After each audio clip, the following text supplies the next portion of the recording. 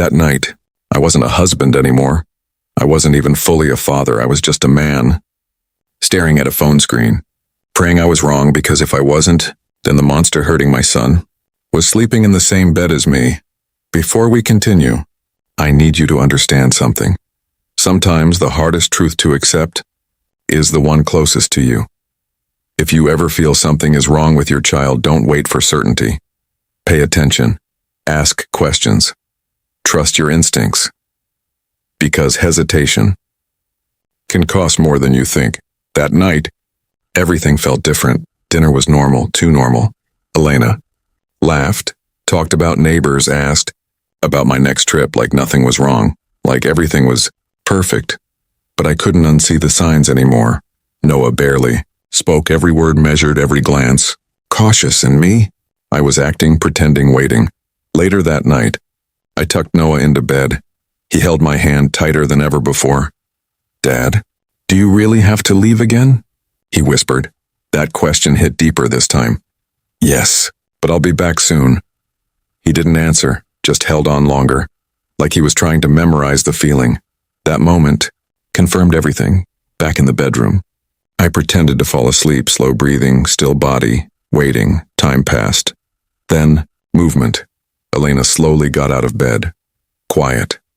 Careful. Like this wasn't her first time doing it. And that's when I knew. This wasn't random. This was routine.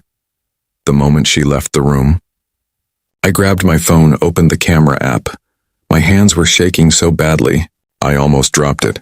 Then, the feed loaded, and there it was. Noah's room. Dim light. Small figure in bed, awake, waiting. Not sleeping, waiting. The door opened. Elena stepped in, closed it softly. Noah immediately pulled the blanket up. Shrinking. "Mom, please," he whispered. That word alone broke something inside me. "Please, not hi, not good night, please." Then she spoke, but it wasn't the voice. I knew, cold, flat, emotionless. "You know the rules." Noah started shaking. "I was good today. I promise." And that's when my heart dropped. This wasn't discipline, this was fear, trained over time. Then I saw it, her hand, reaching into her robe pocket, pulling something out. Tape, a roll of tape. My brain refused to process it.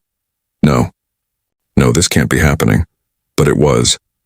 "No noise tonight," she said calmly, and before my son could react, she covered his mouth with tape.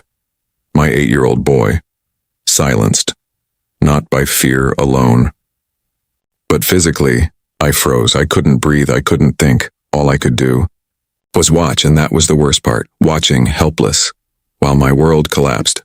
Then she pulled out something else, a slipper, hard sole, and without hesitation, she hit him once, twice, again and again, not anger, not rage, just controlled cruelty. Noah couldn't scream. The tape made sure of that. But his body told everything, shaking, crying, trying to move away. But there was nowhere to go.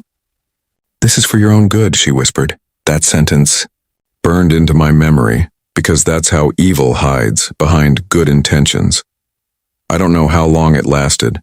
Minutes felt like hours. Every second was torture. Not for him alone, but for me, because I was watching my son suffer and doing nothing. You might be asking, why didn't you stop her? I wanted to, God knows I wanted to, but in that moment, I understood something. If I acted without proof, she could deny everything, twist the story, take him away legally, and I would lose him forever. So I stayed, recording, breaking, but collecting truth. Finally, she stopped, removed the tape. Noah gasped softly, barely able to breathe properly. "Remember," she said quietly, "if you tell your father, it will be worse." Then she tucked him in, like nothing happened, like she was a loving mother, and left the room. I stayed frozen, phone still in my hand, tears falling silently. Minutes later, she came back to bed, laid beside me, like everything was normal and I had to pretend I knew nothing. But the worst part wasn't what I saw, it was what happened after. When I checked the camera again, Noah, curled up holding that torn teddy bear, crying silently, because even his pain had learned to stay quiet. That's when I knew. There was no more waiting, no more watching, no more doubt. This ends. Now. The next morning. I acted normal, made breakfast, sat across from Elena, looked at the same person, who I now knew was hurting my child, and somehow, I didn't explode, because this wasn't about anger anymore, this was about strategy. When Noah came to the table, I crouched down, held his hands. I love you, I told him, and I will protect you.